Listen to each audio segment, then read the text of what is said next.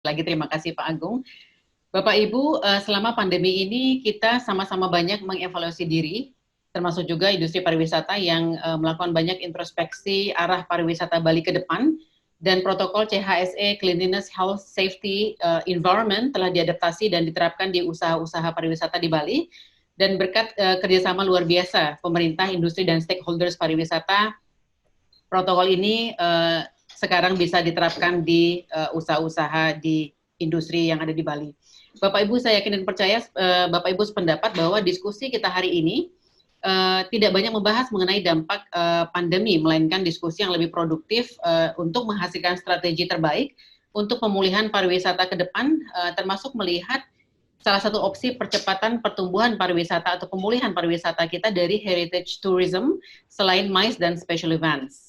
Dan Bapak Ibu, mari kita sama-sama simak sekarang ini sambutan dan paparan singkat dari Bapak Wali Kota Denpasar, Bapak Ida Bagus Rai Dharma Wijaya Mantra, dan beliau juga punya perhatian yang sangat luar biasa terhadap heritage tourism di Bali. Dan sebelumnya saya sapa juga Bapak Pak Levi Lantu sudah bergabung bersama kita juga di webinar ini dari Perth, Western Australia. Selamat siang Pak Levi. Dan Bapak Ibu, saya langsung persilakan mengundang Bapak Wali Kota yang berkesempatan hadir hari ini untuk memberikan sambutan. Silakan Pak Rai Mantra. Om Swastiastu. Om Swastiastu. Selamat siang Ibu, selamat siang Pak Agung. Dalam kesempatan yang baik ini sangat tepat sekali kalau kita membahas tentang masalah heritage dan juga tourism pasca pandemi. Yang pertama ini yang saya hormati, Honorable British Ambassador for Indonesia, Mr. Owen Jenskins, mungkin yang diwakili oleh Ibu Andi ya. Sebenarnya beliau fasih sekali bahasa Indonesia ini, Pak Duta Besar. Sayang tidak hadir beliau. Dan juga dalam kesempatan yang baik ini, Direktur Politeknik Negeri yang diwakili oleh Pak Agung Mulawarman, yang saya hormati. Dan juga dari pembicara-pembicara yang ada senior kita ini Ida Bawati Profesor Gede Pitane yang saya hormati, dan Pak Wali yang lain. Sehat-sehat Pak Ida Bawati kena sukses semua Ida. Selanjutnya dalam kondisi pandemik ini kita harus terus bersyukur. Jadi tidak henti-hentinya kita harus memanjatkan puji syukur pada Ida Sang Yang Widiwasa atau Tuhan Yang Maha Esa, karena berkat karunia-Nya kita masih diberikan kesempatan untuk bisa hidup dulu, untuk sehat dan masih bisa berpikir juga sekarang untuk mencari solusi dan hal-hal yang kreatif supaya bisa tetap produktif dan juga aman tentunya. Dan juga tentunya jangan lupa berbahagia semuanya.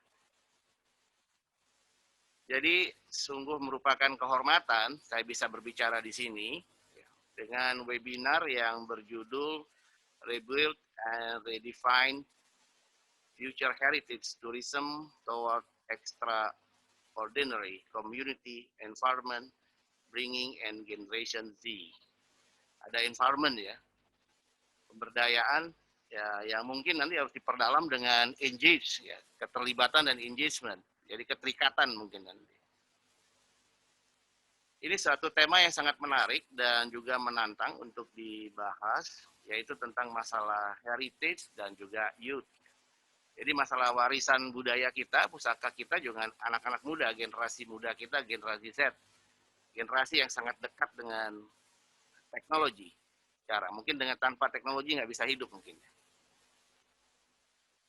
Dan kali ini lebih menarik lagi, karena fokusnya juga pada generasi Z itu sendiri. Sehingga dapat dikatakan bahwa webinar ini menghadiri konsep kekinian dan juga yang sebelumnya. Bukan konsep kuno ya, konsep yang sebelumnya. Nanti mungkin Ida Bawati bisa menerangkan kalau di dalam Hindu itu ada satu analisis ya. Atita, Nagata, dan Wartamana. Sebelumnya, sekarang, dan sesudah. Nah, mungkin ini ada satu gabungan generasi untuk membahas bagaimana untuk perkembangan masalah heritage tourism ke depannya ini. Jadi dalam kesempatan ini, dalam dualitas yang sangat menarik didiskusikan, ya, sebagaimana juga yang kita ketahui bahwa generasi Z ini juga merupakan generasi yang lahirnya mungkin banyak persepsi ya. Kalau saya baca bukunya di sini dari tahun 1995 sampai 2015 ya. Jadi di sini mereka kebanyakan berumur ya dari sekitar 5 tahun sampai 25 tahun. Mereka ini lahir di tengah pesatnya perkembangan ilmu pengetahuan, teknologi, dan juga informasi. Sehingga mereka menjadi sangat fasih dengan gawai, memiliki rasa ingin tahu yang sangat tinggi, proaktif, terbuka, kreatif, imajinatif, memiliki integritas yang tinggi, dan yang lebih daripada itu semuanya mereka adalah pemilik atau penentu masa depan kita. Di tengah era global atau post milenial sekarang ini, modernitas barat itu merupakan ya seperti ambivalen ya, jadi pisau bermata dua. Bila kita kaitkan dengan warisan pusaka atau heritage-nya sendiri. Di satu sisi kita bisa melihat bahwa modernitas menjadi tantangan atau challenge yang dapat membuat distorsi juga dalam sebuah peradaban yang lama. Namun di sisi yang lain merupakan wahana untuk pelestarian jika semua orang memiliki kepedulian tentang hal tersebut. Hidup adalah bagaimana tentang kita melihat sesuatu. Kita dapat melihat bahwa modernitas atau masa kini adalah jendela kita untuk melihat masa lalu dengan perjalanan peradabannya dan sekaligus melihat masa depan dengan segala tantangan-tantangan, risiko-risiko, dan kemungkinan-kemungkinan yang ada. Seperti halnya, hal ketidakpastian seperti pandemi COVID-19 ini memberikan kita pelajaran yang sangat berharga. Betapa kita sesungguhnya membutuhkan waktu untuk berhenti sejenak, untuk melihat bumi dengan segala isinya. Itu kira-kira pandangan saya. Ya, untuk memberikan ruang pemulihan juga kepada kita dari berbagai hal yang tanpa kita sadari telah berjalan di luar rel yang semestinya, termasuk dalam pengelolaan pariwisata selama puluhan tahun di Bali ini. Oleh sebab itu, kami menyambut baik dilaksanakan kegiatan webinar ini yang akan membahas rencana pengembangan pariwisata ke arah yang lebih baik. Dengan melibatkan para pembicara yang sudah tidak diragukan lagi, serta best practice yang akan dapat kita dengar, terutama dari Yang Mulia Duta Besar Inggris yang diwakili oleh Ibu Andi nanti. Para peserta webinar yang saya banggakan, heritage tourism ini merupakan bagian yang tidak terpisahkan dari pariwisata budaya yang telah kita bangun dan kembangkan di Bali, yang menurut perdanya dari tahun 1974 ya, kalau nggak salah Pak Agung Melawarman ya. Di mana dasar pengembangan pariwisata budaya tersebut adalah nilai-nilai kebudayaan Bali yang bersumber dari ajaran agama Hindu itu sendiri. Oleh sebab itu, pengembangan pariwisata budaya di Bali tidak akan bisa lepas dari aktivitas atau kegiatan daripada agama, tradisi, seni, aksara yang bernafaskan daripada nilai-nilai tersebut. Melalui kesempatan yang baik ini, saya ingin menyampaikan kepada para generasi Z sekilas tentang nilai-nilai kebudayaan Bali yang menjadi sandaran kita dalam pengembangan, sandaran secara umum, dalam mengembangkan pembangunan daerah, termasuk pariwisata. Nilai-nilai tersebut bersifat filosofis yang akan memberikan makna dan juga penerangan jalan bagi kita semua. Nilai-nilai pertama adalah satu konsep Rwabineda. Mungkin semua sudah memahami hal tersebut. Kita hanya perlu mengingatkan kembali dan memahami kembali, serta memperdalam kembali. Ini adalah satu dualitas yang selalu berdampingan. Ibarat bulan dan juga matahari, siang dan malam, baik dan buruk. Konsep ini mengingatkan kita bahwa setiap pembangunan yang kita lakukan pasti ada dampak positif dan juga negatif yang akan terjadi. Konsep yang kedua adalah konsep tentang kemanusiaan yang menjadi dasar kita dalam melayani, yaitu takwa masih. Saya rasa juga ini semua sudah memahami. Kamu adalah aku adalah kamu, kita semua. Konsep yang ketiga adalah konsep tentang adaptasi, kelenturan, fleksibilitas. Kita kenal sebagai dese, kale, waktu. Jadi konsep ruang, waktu, ada dimensi ruang, waktu, dan juga kondisi. Ya, mengajarkan kita untuk tidak terlalu kaku, ya, adaptif terhadap suatu perubahan, namun tetap mampu menyaring mana yang baik dan juga yang buruk. Kita kenal di Bali dengan istilah wiweka, yang mana sesuai dengan situasi dan kondisi kita. Konsep yang keempat adalah falsafah hidup kita di Bali, yaitu harmonisasi Trihita Karana. Ini sangat umum sekali. Hubungan harmonis manusia dengan Tuhan, manusia dengan sesama, dan manusia dengan lingkungannya. Tapi yang perlu kita ingatkan dalam Trihita Karana, yang menjadi operatornya di sini adalah manusia itu sendiri. Konseptornya adalah manusia itu sendiri, akan membawa ke arah mana Trihita Karana itu berjalan. Sedangkan Trihita Karana tersebut pada akhirnya outcome yang kita harapkan terjadinya prosperity dan happiness. Jadi tidak hanya sekedar prosperity pertumbuhan tok yang dibicarakan, tapi juga masalah happiness. Ini yang perlu kita pikirkan dan kita harus lebih memahami hal tersebut. Dan bukan hanya konsep ini yang kita miliki di Bali secara umum, tapi kalau kita melihat sekarang, konsep prosperity dan happiness itu sendiri, kalau tidak salah, di negara Kuwait pun sudah memiliki Kementerian Kebahagiaan. Jadi sangat universal sekali, jadi tergantung bagaimana kita mengarahkan konsep Trihita Karana yang sangat adiluhung ini untuk memberikan satu tujuan kita bersama secara lahiriah dan juga batinnya. Berikutnya adalah konsep kelima, yaitu Trikaya Parisuddha. Ini sebetulnya konsep merupakan konsep akhir, ya. Bagaimana cara kita berpikir, berkata, dan berbuat secara positif, sehingga mendatangkan satu kebaikan.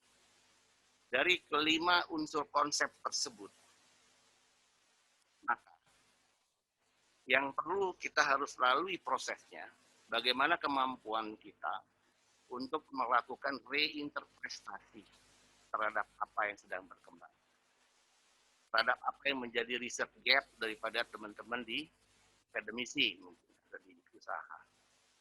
Kemudian bagaimana kita melakukan interaksi antara perkembangan-perkembangan tersebut sebelum kita masuk kepada masa atau kondisi adaptasi yang harus kita jalankan.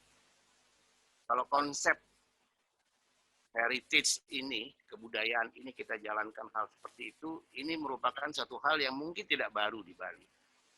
Tapi mungkin sudah dijalankan oleh para leluhur kita terdahulu.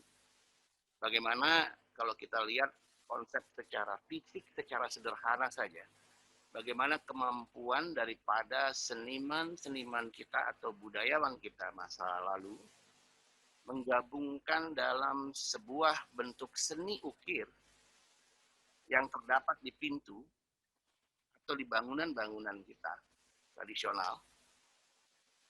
Di sana terdapat adanya patra Mesir, patra Cina, dan juga patra Walanda. Jadi ada satu kemampuan yang luar biasa dalam mereinterpretasi dan menginteraksikan.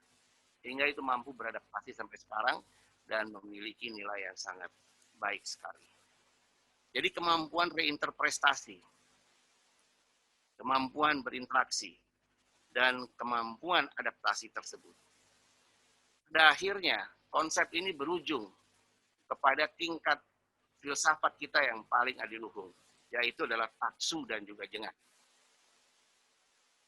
Sehingga taksu dan jengah ini merupakan salah satu bentuk motivasi kita atau memacu diri kita untuk persaingan secara positif, untuk melakukan apa yang telah dilakukan orang lain, dan kemampuan kita membuat kita itu adanya spesifikasi dan juga diferensiasi perbedaan dalam hal-hal tertentu yang membuat satu nilai yang sangat luar biasa. Dengan bersandar pada nilai-nilai tersebut, atas serta senantiasa belajar dan juga bekerja keras tentunya, kita akan mampu untuk meraih satu kesuksesan dan juga kebahagiaan yang sangat bermakna. Artinya antara prosperity dan juga happiness. Kita harus percaya dengan ajaran-ajaran atau nilai yang dibuat oleh para leluhur-leluhur kita terdahulu dan juga para ilmuwan atau budayawan kita terdahulu. Dan juga telah membuat aturan-aturan seperti Bisame yang tentunya telah memperhitungkan segala sesuatunya untuk kebaikan dan juga kesejahteraan umat. Hadirin dan juga peserta webinar yang saya hormati, heritage tourism merupakan sebuah bentuk pariwisata yang berkualitas. Tapi kalau menurut kami, berkualitas ini harus perlu kita urai lagi lebih dalam. Kualitas itu seperti apa sebetulnya? Kalau kita bicara atau menghargai sebagai heritage warisan budaya itu, kita harus berbicara tentang masalah prime quality tourism. Prime quality tourism itu mungkin kalau di teman-teman di akademisi, ini salah satu bentuk variabel yang sangat unggul. Tapi bagaimana kita menjabarkan ini menjadi dimensi-dimensi dan juga indikator. Sehingga kalau terlihat di sini, ini akan menjadikan satu hal yang berbeda dengan orang lain dan juga sangat spesifik yang kita miliki. Jadi tidak saja dari segi rekreasi ya, untuk leisure tourism ya, bukan hanya dari segi rekreasi ya, namun juga dari segi edukasi dan juga pemahaman atau root daripada kebudayaan itu sendiri ya. Alter rootnya kita harus ketahui betul dengan baik. Melalui webinar ini kami berharap akan dapat strategi-strategi untuk mengembangkan heritage tourism di masa yang akan datang dengan konsep yang lebih cerdas dan juga sustainable berkelanjutan. Khusus untuk generasi muda, gen daripada Z ini, sebagai pemilik dan penentu masa depan, memegang peranan yang sangat penting dalam menjaga, orang Bali bilang ini tetamian anak lingsir ya, atau warisan pusaka yang mengandung nilai-nilai kearifan lokal atau lokal wisdom itu sendiri. Di dalamnya kearifan lokal tersebut tersimpan genuine power. Tapi kalau saya bilang bukan hanya genuine power ya atau inner power, tapi ada genuine creativity. Creativity, jadi kreativitas murni inilah yang membedakan kita sebenarnya, diferensiasi dari hal yang lainnya. Jadi ini ya sebenarnya yang disebut dalam teori marketing diferensiasi, positioning itu sebenarnya sudah ada dalam konsep genuine creativity, yaitu taksu dan jengah itu sendiri. Sehingga perlu dijabarkan lebih lanjut dengan prime quality tourism, seperti apa yang harus kita lakukan ke depan. Dan ini memang perlu ada satu pembahasan dan juga perbincangan.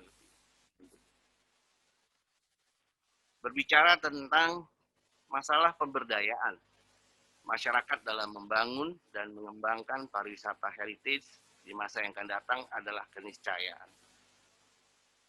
Dan juga menurut kami masalah pemberdayaan itu masih sifatnya generalisasi. Tapi generasi Z, jadi harus perlu engage ya. Adanya satu keterlibatan. Dan akhirnya harus menjadi engagement, terikat mereka. Kalau kita bersepakat memiliki satu konsep prime quality tourism tentunya ke depan. Jadi masyarakat ini sebagai pemilik sumber daya yang memiliki rasa kepemilikan dan tanggung jawab terhadap nilai-nilai berkelanjutan yang terkandung di dalamnya. Nilai-nilai berkelanjutan sustainable tersebut bukanlah sekedar menjaga agar sumber daya tidak punah, namun lebih daripada itu.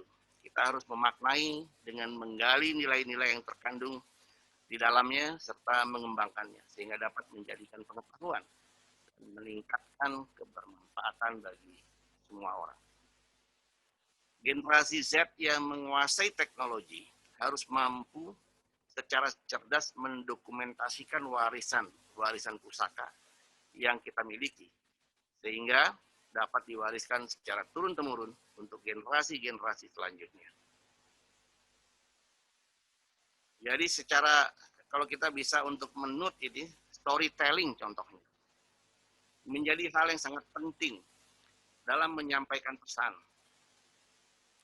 Dan berbagai teknologi augmented reality atau IR atau visual reality ini bisa melengkapi pendokumentasian tersebut. Karena dokumentasi itu adalah file daripada langkah awal untuk generasi Z bisa menganalisa selanjutnya dan juga untuk mengaplikasikan selanjutnya. Kita contoh di Kota Denpasar. Kota Denpasar ini dia menjadi anggota Jaringan Kota Pusaka Indonesia, JKPI.